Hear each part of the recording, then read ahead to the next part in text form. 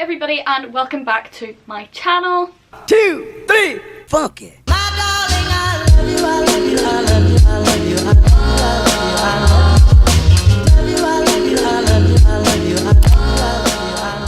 So today's video is going to be another one in my university series. If you haven't already seen the ones that I've already done, I have a couple of them on my channel. I will link them down below.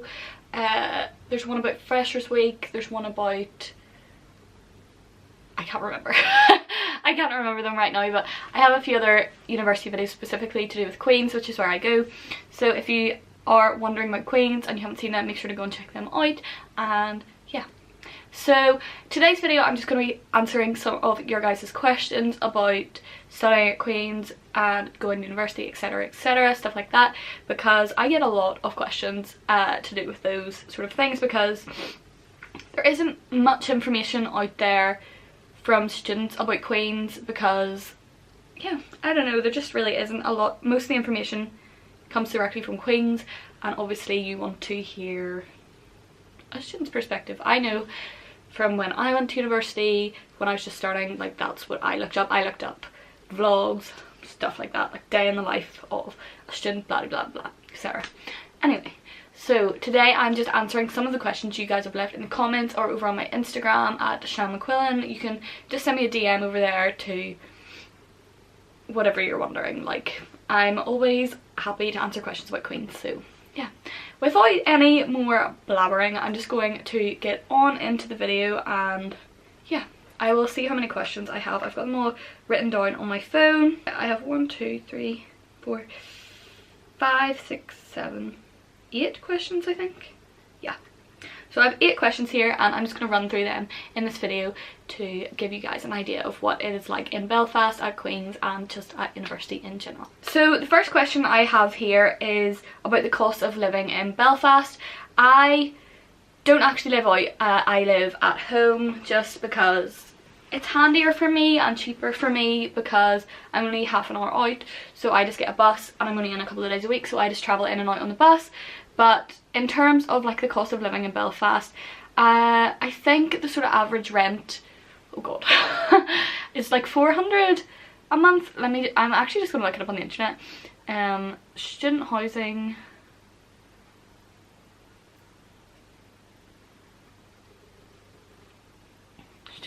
cost in Belfast. Yeah, so like about 100-ish per week.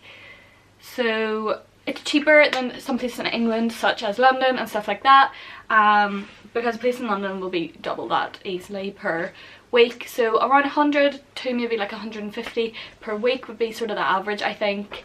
Unfortunately, I can't 100% say that because I don't live in a student house, so I'm not really sure, but from what I have heard other people say and from what I see online, that is sort of the average cost of renting in Belfast. And then that, if you, I think, stay in the Queen's accommodation, that covers all your bills, whereas, and that's obviously going to be slightly more expensive, whereas if you are staying in a private rental house, you're going to have to cover your own bills, which it is going to work out pretty much the same.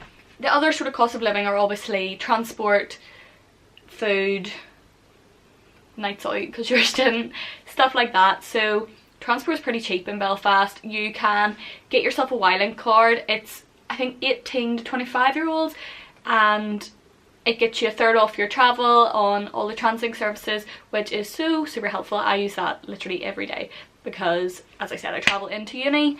And how much is it? It's £5 for me to get there and home.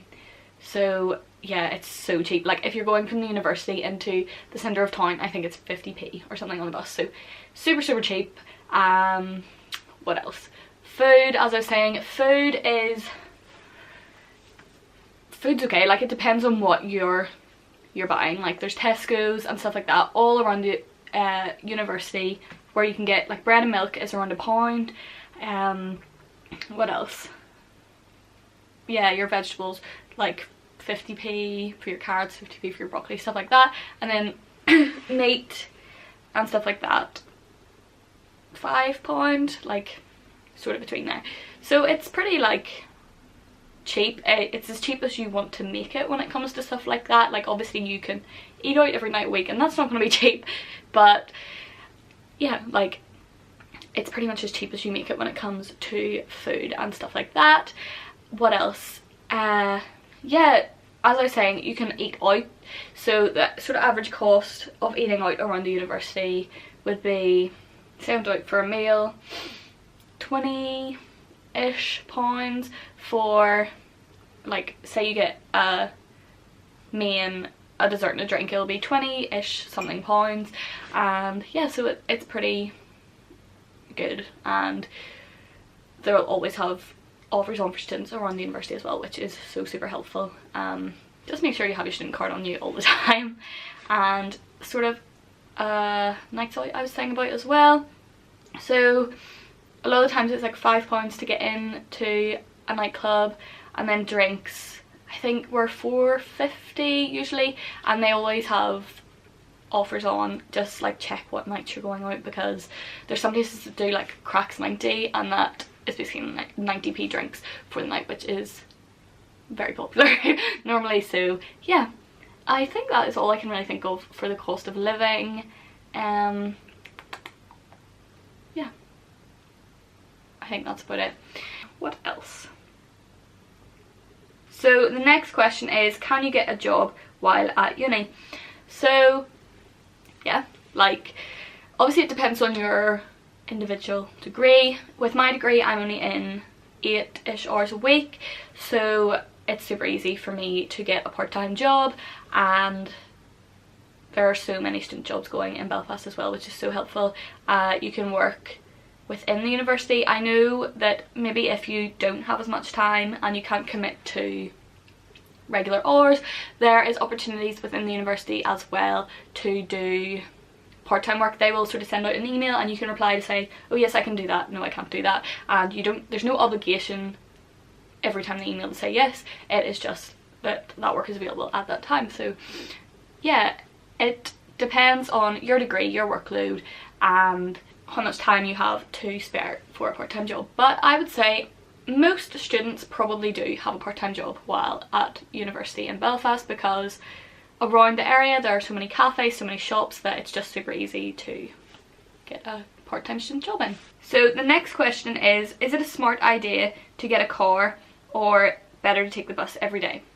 So in my personal opinion, I would say you're just better to get a bus, because you're super close to the train station, the bus station and all that when you're at Queen's, and that'll take you literally all over the country, and it will be a lot cheaper than getting a car. It will also just be a lot simpler. I drove up to uni a couple of times and the parking around there is not, like, it is not okay. It's impossible to get a parking space if you're not there super early in the morning, and yeah, it's basically just not worth it in my opinion if you are living beside the university. So I would definitely say just use public transport, because it's so readily available and a lot cheaper than getting a car. So the next one is, how is the study there?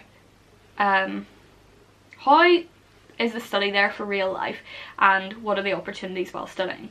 So I'm going to kind of cover these separately. So I'm going to assume that you mean by like study for real life as in like job prospects after uni. Again, it depends on your degree. There's obviously degrees like medicine, law, stuff like that, that you're going to go straight into a certain career path after you finish university, whereas there are other degrees, including my own. I do English and history, where I still don't know what I'm going to do next year. Yeah, I don't know about job prospects in Northern Ireland. There, from what I've been saying, there aren't very many, but in terms of going maybe over in England, down south, stuff like that, there are a lot more opportunities like that, and your degree will take you to whatever kind of route you want to go down, and you're always able to change. That's kind of me having a pep talk to myself right now, but you're always able to change your path. And yeah, I would say like it's just sort of an extra step in bringing you towards a career. And then the next part of that question was like the opportunities while studying, and I assume you mean like placements and stuff like that. Obviously my degree didn't have a placement year. I think I could have taken an optional one, but I didn't. There are a lot of degrees where you will have placements, such as nursing, PR, I think you have a placement, stuff like that. You'll have a placement year, and everybody seems to get on okay with that. A lot of the time people will be offered a job when they are in their placement year, and then they can go back to uni for final year and then take the job and stuff like that. So yeah, there are tons of opportunities like that when you're studying, especially dependent on your degree, as I keep saying. The next question is, do students go home at the weekend? This is kind of a running joke in the UK universities that if you come to Queen's University from abroad, you will be on your own at the weekend.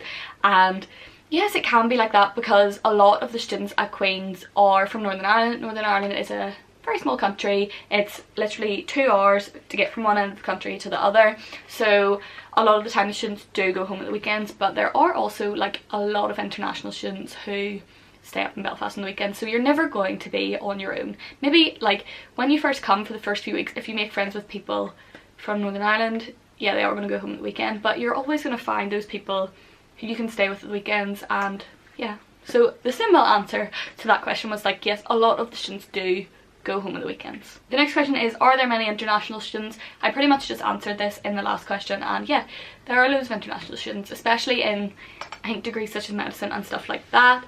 Not so much in my degree because obviously I'm doing English, and that's very based in the UK and the US and stuff like that, so there aren't obviously as many international students here. We do get Erasmus students. We've had Erasmus students from France, the USA and stuff like that, but in my personal degree there aren't that many, but I know that throughout the university there are loads. I've sort of met some through like extracurricular activities and stuff like that, so I can definitely say there are a lot of international students. Okay, so the next question is Belfast safe for students?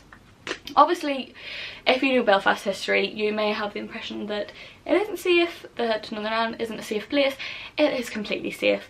Like, I have walked around Belfast like at night. We have walked home from nightclubs and it's been fine. There's going to be incidents in no matter what city you go to, but in overall terms, Belfast is a safe city. Like, I've never encountered anything. It's very few instances you'll hear of anything bad like that, and it is a lot safer, I think, than most cities, especially around the university. The next question is, how would you study for exams and how would you research? So I'm going to start off with the how would you study for exams one.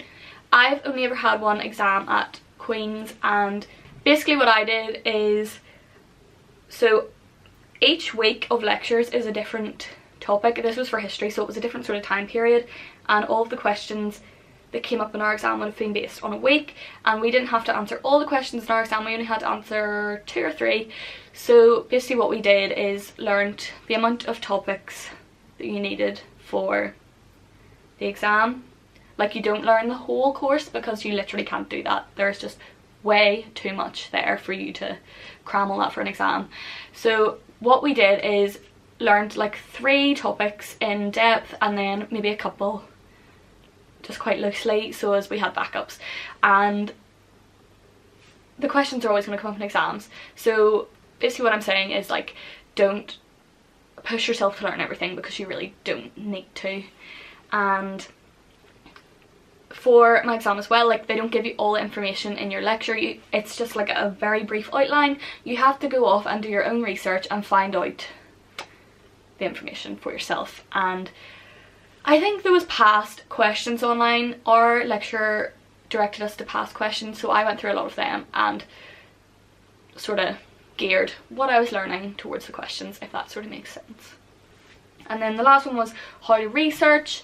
So research, yeah, like the libraries there's so many books in the library. You can look up the library website as well to see what books you need. You will always be provided with a bibliography, so it's super handy for finding books. Yeah, I think that's pretty much all I do. Like, look at the question I'm focusing on, use our weekly readings in class, then use the bibliography to find my own further reading. That's pretty much it. So that is pretty much all the questions I got about studying Queen's. I'm sure I will get a ton more questions, because I always do, and I'm happy to answer them, so make sure to leave them down below. So my camera keeps dying, but basically that's it. Thank you so much for watching. Subscribe to see more. So my camera died before I actually got to say bye, so yeah. Bye guys!